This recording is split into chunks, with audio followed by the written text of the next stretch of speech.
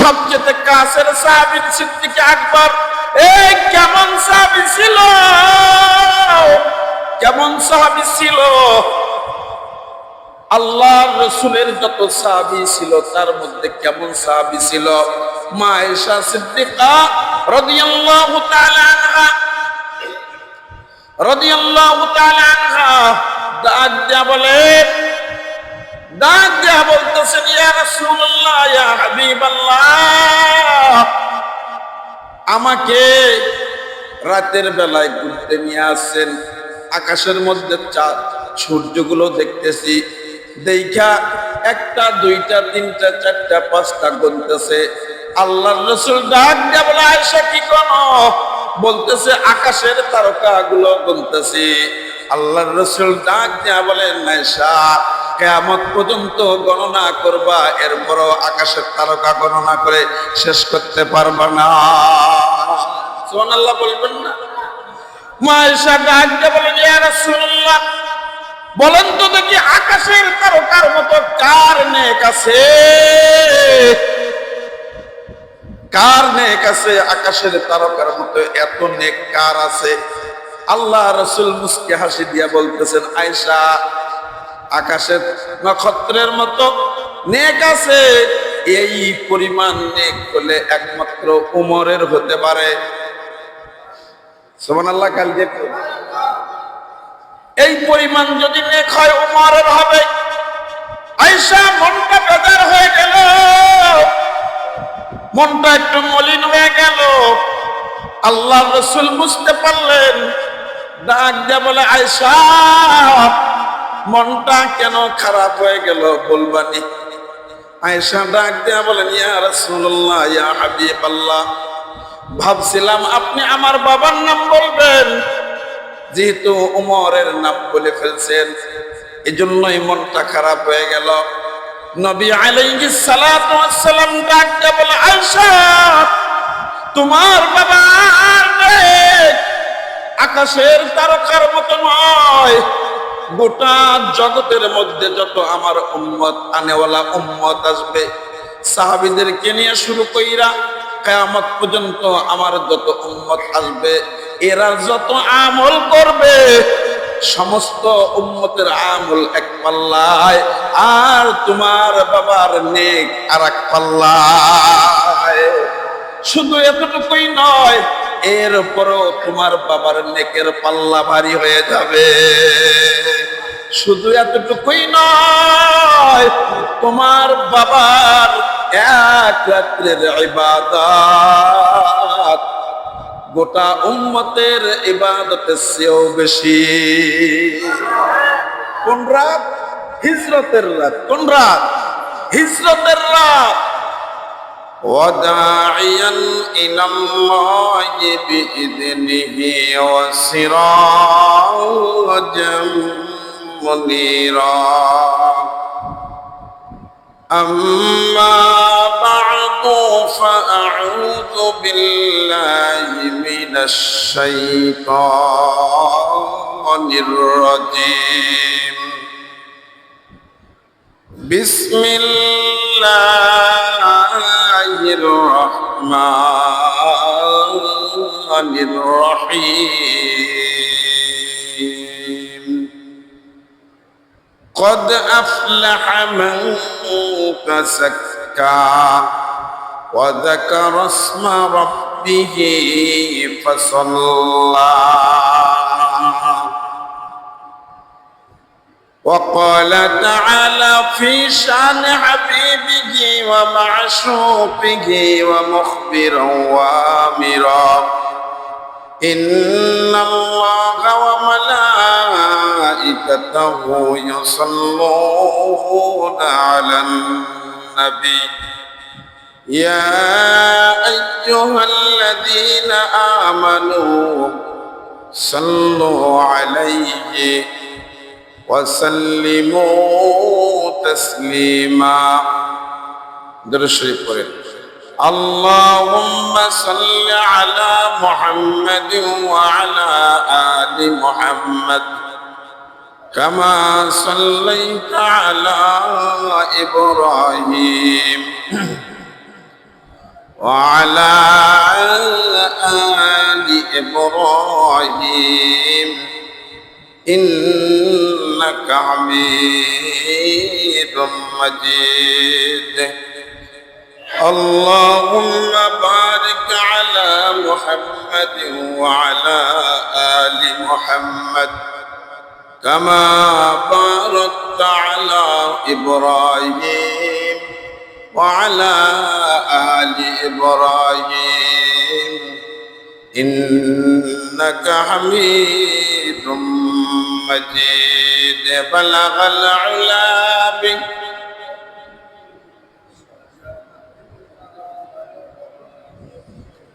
حسنة جميع خصاله صلوا عليه وآله بلغ العلا بك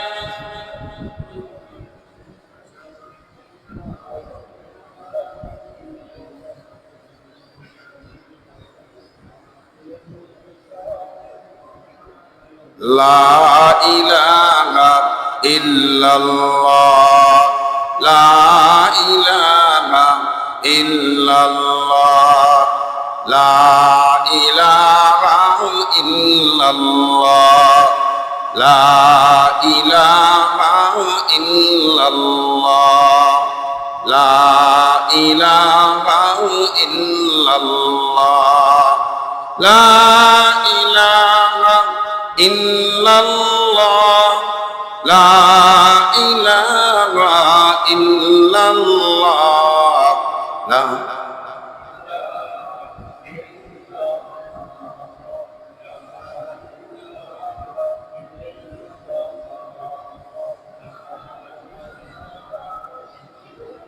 মরণ থেকে যতই পালাও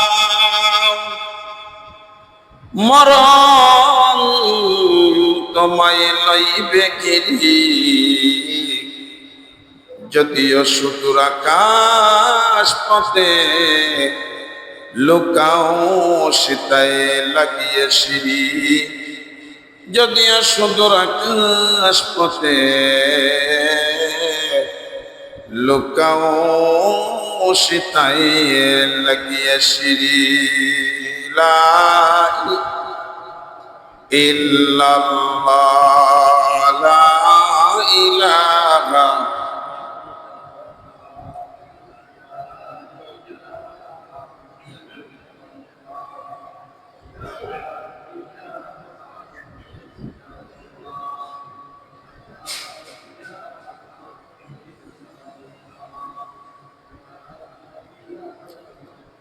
ألا يا ساقنا القصر المعلق ستدفن عن قريب في التراب له ملك ينادي كل يوم صدى للموت يبنو للخراب قليل مرنا في دار دنيا ومرجعنا إلى بيت التراب الحمد لله رب العالمين সম্মানিত মসজিদ সভাপতি মহোদয় মুরব্বিয়ানে আইজাম মুসল্লিয়ানে ইকরাম যুবক ভাইয়েরা ছোট্ট ছোট্ট বেগানা মাসুম সোনার মানিকেরা মহান রব্বুল আলমিনের দরবারে শুকরিয়া যে মহান রব্বুল আলমিন আমাদেরকে গত ঈদুল ফিতর থেকে আজ ঈদুল ফিতর পর্যন্ত যে মালিক আমাদেরকে সুস্থতা দান করলেন হায়াত দান করলেন এক মাস রোজা রাখার পর ঈদুল ফিতরের নামাজের নিয়াতে ঈদের মাঠে আসার মতো সুযোগ করে দিলেন সেই মহান রব্বে কারীমের দরবারে শুকরিয়া আদায় করি সকলে বলি আলহামদুলিল্লাহ বিশ্বনবী মানবতার মুক্তির দূত উম্মতের কান্ডারি ইমামুল মুরসালিন সাইয়্যিদুল মুরসালিন শফিউল মুজনাবিন হাবিবে কিবরিয়া বিশ্ব নবীর উপর দরুদ ছেড়ে দেই, সকলে বলি সাল্লাল্লাহু আলাইহি ওয়াসাল্লাম। মুআজ্জাজ হাজিরিন, আজ পবিত্র ঈদুল ফিতরের দিন। ঈদ মানেই উৎসব, ঈদ মানেই আনন্দ। প্রত্যেকটা জাতির একটা করে আনন্দের দিন থাকে, ঠিক না বেঠিক? তার মধ্যে আমাদের মুসলমানদের জন্য আনন্দের সবচেয়ে বড় দিন হলো ঈদের দিন। ঈদের দিন কেমন আনন্দ, যে আনন্দটা এরকম, আল্লাহ তাআলাও এই আনন্দকে পছন্দ করে। তো বলছে যে আল্লাহ বলেন যে তোমাকে 1 মাস তুমি রোজা ছিলা, দিনের বেলায় পানাহার আমি আল্লাহ তোমার নিষেধ করে দিয়েছিলাম, সেটা তুমি পালন করেছ। আর 1 মাস পরেই শাওয়ালের চাঁদ উঠে গেছে বান্দা। 1 মাস যে কষ্ট করছো, 1 মাসের কষ্টের আনন্দ কর শাওয়ালের প্রথম দিনে। সুবহানাল্লাহ বলেন।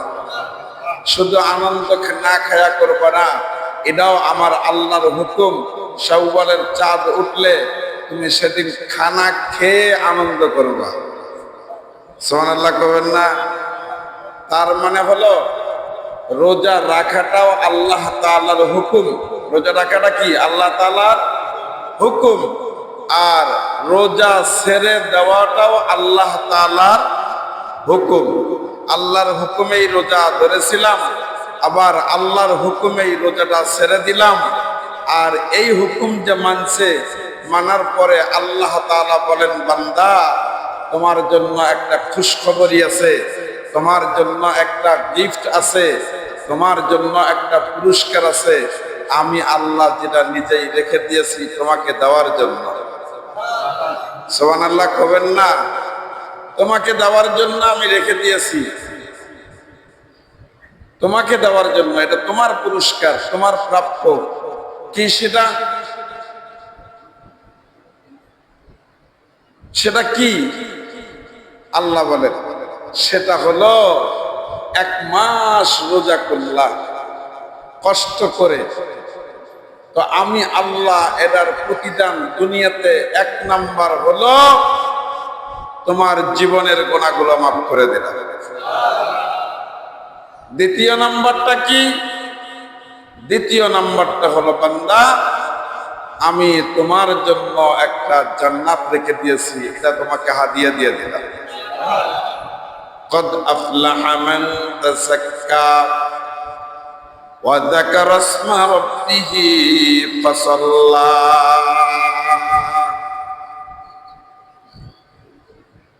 প্রত্যেকটা মালের যাকাত আছে, প্রত্যেকটা জিনিসের যাকাত আছে। যেই জিনিসটা পবিত্র হয়, বলেন তো এটার দাম কেমন? পবিত্র যে জিনিসটা, এটার দামটা একটু ব্যতিক্রমিক, ঠিক না ঠিক? প্রত্যেকটা জিনিসের যাকাত আছে। আর যাকাত দিতে হলে যদি বান্দা তুমি যাকাত দাও, তোমার ওই মালটা পবিত্র হয়ে যাবে। মালের নিসাব হয়ে গেছে, মালের যাকাত দিয়ে দাও, মাল পবিত্র হয়ে যাবে। ঠিক তোমার যেমন দেহ আছে, দেহরও যাকাত আছে। আর দেহর যাকাত হলো রোজা।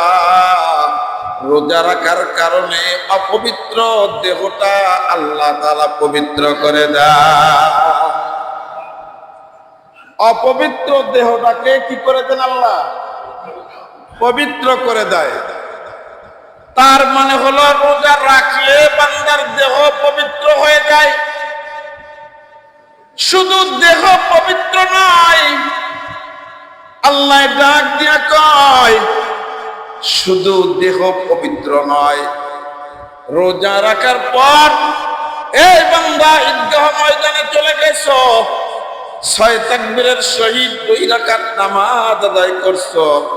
নামাজ আদায় করার পর বান্দা যখন হাত দুটা উঠাইবা, আমি আল্লাহ তোর পিছনের সব গুনাহগুলো মাফ করে দিয়েছি।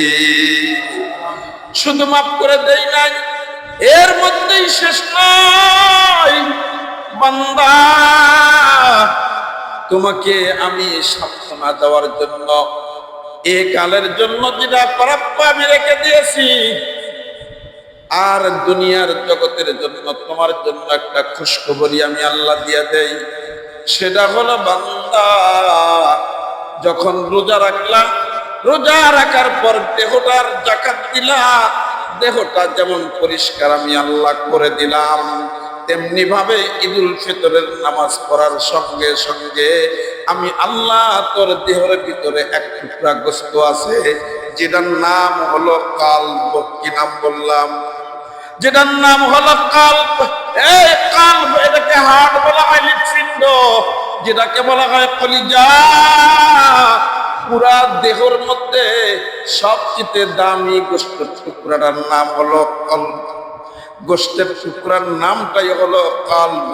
যদি একজন ব্যক্তির কলব পরিষ্কার থাকে তাহলে ওই ব্যক্তিটা পবিত্র, আর যদি কলব পরিষ্কার না থাকে লোকটা অপবিত্র।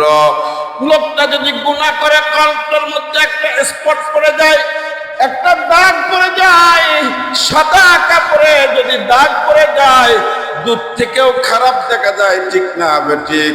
সাদা কাপড়ে যদি দাগ পড়ে যায় দূর থেকেও দাগটা খারাপ দেখা যায়। সুন্দর জামাটার মধ্যে কালো একটা দাগ পড়ে গেছে, পানের একটা পিক পড়ে গেছে, এখন আর ভালো দেখা যাচ্ছে না। এই ভাই জামাটা খুইলা, জামাটা ধুইয়া ওয়াশ করে দাগটা উঠাইয়া এরপরে পইরো, তাহলে ভালো দেখা যাবে, ঠিক না ঠিক? কিন্তু কলবের মধ্যে যখন একটা বান্দা গুনাহ করে, গুনাহ করার সঙ্গে সঙ্গে কলবের মধ্যে একটা স্পট পড়ে যায়, আল্লাহ কয় এই স্পটটা তোলার জন্য আমার আল্লাহর কাছে যখন তুমি ঈদুল ফিতরের দিন তওবা করবা, তওবা করার সঙ্গে সঙ্গে তোর কলবের গুনার স্পটটা উঠাইয়া কলবটাকে পরিষ্কার বানিয়ে দে। দেহ পরিষ্কার, দেহ পবিত্র, কলব পবিত্র, এই লোকটার শান আর মান কি হবে বলেন দেখি? আল্লাহ কয় এই লোকটার শান, এই বান্দার শান আর মান, এই বান্দার শান হলো বান্দা দুনিয়ার জমিনের মধ্যে ঘুরবে, যত জায়গায় যাবে, যত জায়গায় যাবে, যত মানুষের কাছে যাবে, যত লোকদের কাছে ঘুরবে, আল্লাহ বলেন ওই বান্দার দুনিয়ার জমিনের মধ্যে এক নম্বরে আমি তার ইজ্জত বাড়াইয়া দেই, 2 নম্বর হলো রিজিকের অভাব দূর করে দেই, 3 নম্বর হলো বিপদ থেকে আমি আল্লাহ তাকে মুক্ত করে রাখি, চতুর্দিক দিয়া রহমতের ফেরেশতা দ্বারা বান্দাকে আমি বেষ্টন কইরা রাখি। কারণ হলো এই বান্দাটা হলো আমার মহব্বতের বান্দা। গত জুমায় বলেছিলাম এই বান্দাটা হলো আমার খাস বান্দা। কি বান্দা বলেছিলাম?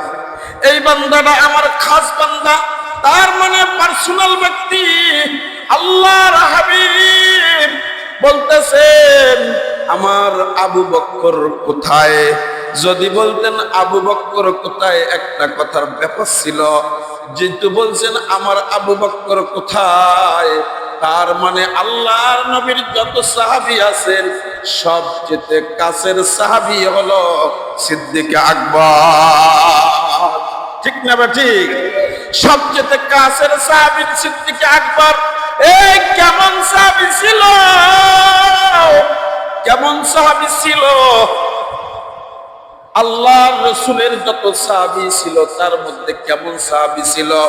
মা আয়েশা সিদ্দিকা রাদিয়াল্লাহু তাআলা আনহা, রাদিয়াল্লাহু তাআলা আনহা ডাক দিয়া বলেন, ডাক দিয়া বলতেছেন ইয়া রাসূলুল্লাহ, ইয়া হাবিবাল্লাহ, আমাকে রাতের বেলায় ঘুরতে নিয়ে আসেন, আকাশের মধ্যে চাঁদ সূর্যগুলো দেখতেছি, দেখা 1টা 2টা 3টা 4টা 5টা গুনতেছে। আল্লাহর রাসূল ডাক দিয়া বলে আয়েশা কি কোন? বলতেছে আকাশের তারকাগুলো গুনতেছি। আল্লাহর রাসূল ডাক দিয়া বলেন আয়েশা কিয়ামত পর্যন্ত গণনা করবা, এরপরও আকাশের তারকা গণনা করে শেষ করতে পারবা না। সুবহানাল্লাহ বলবেন না? মা আয়েশা ডাক দিয়া বলেন ইয়া রাসূলুল্লাহ, বলেন তো দেখি, আকাশের তারকার মতো কার নেক আছে? কার নেক আছে? আকাশের তারকার মতো এত নেক কার আছে? আল্লাহ রাসূল মুস্কি হাসি দিয়া বলতেছেন, আয়েশা, আকাশের নক্ষত্রের মতো নেক আছে। এই পরিমাণ নেক হলে একমাত্র উমরের হতে পারে। সুবহানাল্লাহ। কালকে এই পরিমাণ যদি নেক হয় উমরের হবে। আয়েশা মনটা বেজার হয়ে গেল, মনটা একটু মলিন হয়ে গেল। আল্লাহ রাসূল বুঝতে পারলেন, ডাক দিয়ে বলে, আয়েশা, মনটা কেন খারাপ হয়ে গেল বলবানি? আয়েশা ডাক দিয়ে বলেন, ইয়া রাসূলুল্লাহ, ইয়া হাবিবাল্লাহ, ভাবছিলাম আপনি আমার বাবার নাম বলবেন, যেহেতু উমরের নাম বলে ফেলছেন, এজন্যই মনটা খারাপ হয়ে গেল। নবী আলাইহিস সালাতু ওয়াস সালাম ডাক দিয়ে বলে, আয়েশা, তোমার বাবার নেক আকাশের তারকার মতো নয়। গোটা জগতের মধ্যে যত আমার উম্মত, আনেওয়ালা উম্মত আসবে, সাহাবীদেরকে নিয়ে শুরু কইরা কিয়ামত পর্যন্ত আমার যত উম্মত আসবে, এরা যত আমল করবে সমস্ত উম্মতের আমল এক পাল্লায়, আর তোমার বাবার নেক আর এক পাল্লায়। শুধু এতটুকুই নয়, এরপরও তোমার বাবার নেকের পাল্লা ভারী হয়ে যাবে। শুধু এতটুকুই নয়, তোমার বাবার এক রাত্রের ইবাদত গোটা উম্মতের ইবাদতের চেয়েও বেশি। কোন রাত? হিজরতের রাত। কোন রাত? হিজরতের রাত। এত দাম। পবিত্র লোকের পবিত্র ইজ্জত, দুনিয়াতেও ইজ্জত, আখিরাতেও ইজ্জত। বলেন তো দেখি বাজান, ছোট্ট একটা প্রশ্নের আমার উত্তর দিয়া দিবেন। যদি সে আমল না করে থাকে, মন খারাপ কইরো না। তোমাকে টার্গেট করেও বলতেছি না, ওই আল্লাহর জাতের কসম, তোমাকে হিংসা করেও বলতেছি না। আমি তোমাকে শোনাচ্ছি কথাটা, তোমার কানের মধ্যে দিচ্ছি। কেন দিচ্ছি? এবছর ভুল করেছো, আগামী বছর যেন ভুল না হয়। কথা কন না কেন? কি সেটা ভুল করছো? এই মুসলমান, আল্লাহর গোলাম, নবীর উম্মতের দল, গোটা মাস তুমি রোজা রাখো নাই, ভুল করে ফেলছো, ভুল করে ফেলছো, মারাত্মক অন্যায় করেছো। কেমন অন্যায় করছো জানো? আল্লাহর নবী বলেন, যদি কেউ রমজান মাসে রোজা না করে, আল্লাহর রাসূল গুসা করে বলতেছেন, সে যেন ঈদগাহ মাঠে না যায়। সে যেন ঈদগাহ মাঠে না যায়, ঈদগাহ মাঠে যেন সে যায় না। কারণ ও অপবিত্র, ও দেহ অপবিত্র, কারণ ও দেহের যাকাতও দেয় নাই। ও দেহের কি দেয় নাই? যাকাত দেয় নাই। অতএব দেহটাই অপবিত্র। অপবিত্র দেহ নিয়ে পবিত্র জায়গায় আসতে পারে না, ইম্পসিবল। ঠিক না বা ঠিক? কথা কন না কেন? মানে বেরোজগারও আছে দুই একজন, থাকতে পারে। তবে বাজান, এবার ভুল করছে, এরপরে আর ভুল কইরো না। তওবা করো, আল্লাহর কাছে আল্লাহ মাফ করে দিবেন। ঠিক না বা ঠিক? আল্লাহ মাফ করতে পারেন নাকি? পারেন কি পারেন না? তওবা করো আল্লাহর কাছে,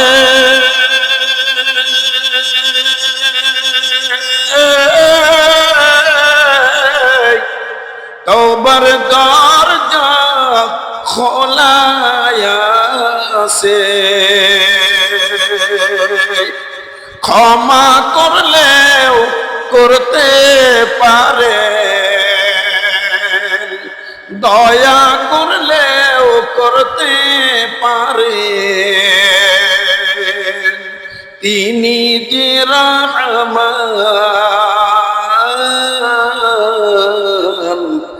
না মানলি ফরমান রে তুই, না মানলি কুরআন, না মানলি ফারমান রে তুই, না মানলি কোরআন,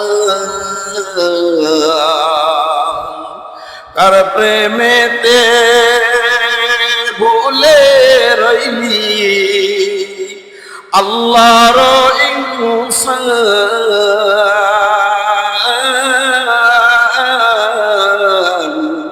না মানলি ফারমান রে তুই, না মানলি কোরআন, না মানলি ফারমান রে তুই,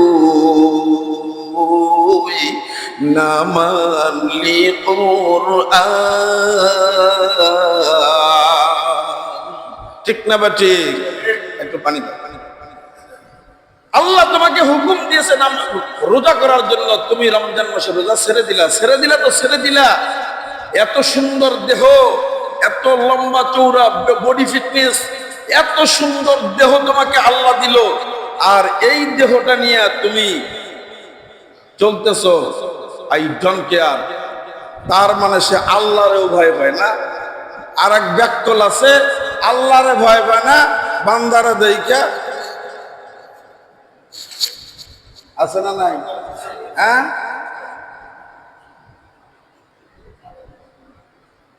এক ব্যক্তিরে সালাম দিলাম, সালাম দিয়ে বললাম বাজান ভালো আছেন? বইয়ে কি করে মানে মুখের মধ্যে ইয়া হয়ে গেছে, প্যারালাইজড হয়ে গেছে, মুখে আর কথা কওয়া যাইব না। কি হয়েছে? প্যারালাইজড হয়েছে, মুখে আর কথা কওয়া যাবে না, আল্লাহ মাফ করুক। এখন মুখ ঢাইকে আছে, মানে পর্দা করছে, পর্দা। লীল লজ্জার মতো আজকে মাঠে যাবে নামাজ পড়তে। পরবর্তীতে খবর নিয়ে দেখলাম কাউকে জীবনেও রোজা করে না, জীবনেও রোজা করে না। তার মানে তার বংশের মধ্যে রোজা করার অভ্যাস নাই। কথা কন না কেন? অভ্যাস নাই, এজন্য করে না।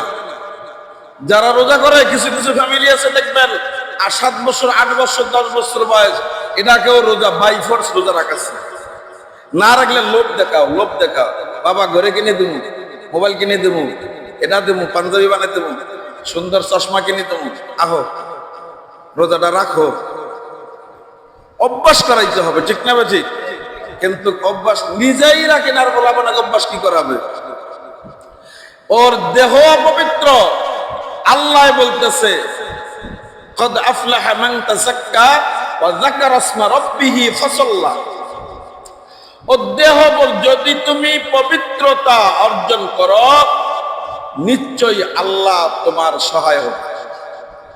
পবিত্রতা অর্জন করতে হলে দেহকে রোজা, রমজান মাসে 30টা রোজা রাইকা দেহের যাকাত দিতে হবে, এরপরে দেহ পরিষ্কার পবিত্র হবে। আর মাল নিসাব হলে মালের যাকাত দিতে হবে, তাহলে মাল পবিত্র হবে। যাকাত দিবা না, মালও অপবিত্র, যাকাত দিবা না, রোজা রাখবা না, দেহ অপবিত্র। ঠিক না বা ঠিক? অপবিত্র দেহ নিয়া পবিত্র ঈদগাহ ময়দানে রাসূল আসতে নিষেধ করছে, আয়া থাকলে ফেরত যা। কারণ তোর কারণে আমাদের দোয়া কবুল নাও হতে পারে। কথা কন না কেন? তার মানে এটা কম দেব না আমার। কি বলা ঠিক হয়েছে না ব্যাঠিক হয়েছে? ব্যাঠিক হলে বলেন, তাহলে উড্র করে নেবো, আমি উড্র করে নেবো, কোনো সমস্যা নাই। এই বেটা আবার ইনসাফ করে বলে ভাই যা করেন তাই না, আমরা ঠিক কই, ঠিক করতে গেলেও ঠিক কই, ব্যাঠিকতেও ঠিক কই, ঠিকতেও ব্যাঠিক কই, ঠিক কই। তার মানে হলো ওর ভিতরে আছে হিংসা, ওর দেহ অপবিত্র, ওর কল্প অপবিত্র, জবানও অপবিত্র, কি কয় না কয় নিজেও জানে। কথা কন না কেন? দেহ অপবিত্র, পবিত্র জায়গায় আসা যাবে না। রসুলের নিষেধ, কেন আসবা তুমি? আল্লাহরে মানো নাই, আবার রসুলকে মানবে না, আল্লাহ কিন্তু তোরা ছাড় দেব না, ছেড়েও দিব না। অতএব রমজান মাস শেষ, যারা রোজা রাখেন নাই আগামীতে নিয়ত করে ফেলেন যে আল্লাহ যদি হায়াতে বাঁচে রাখে আজ জীবনে রোজা ছেড়ে দেব না। আমিন বলি। আল্লাহ তাদেরকে কবুল করেন, একজোড়া আমিন বলি। আচ্ছা বলেন তো দেখি, একটা ছোট্ট প্রশ্নের উত্তর দেন। আমরা রমজান মাসে 1 মাস রোজা রাখলাম, এরপরে সকালবেলা যখন এক গ্লাস পানি খেতে চাইছিলাম, বিবিরে বা মায়েরে কইলাম বা সন্তানরে বললাম যে আমার 1 গ্লাস পানি দাও। পানি 1 গ্লাস যখন নিয়ে আসছে, মনের ভিতরে একটা কি প্রশ্ন আসছে কি আসে নাই? এই সবাই বলেন, আসছে কি আসে নাই? হ্যাঁ, প্রশ্ন আসছে তো আসছে, শুধু মিয়া প্রশ্নই নয়, খুশির ঠেলায় মনটা ভরে গেছে গা। আল্লাহু আকবার বলেন না, সবাই একসঙ্গে আল্লাহু আকবার বলেন।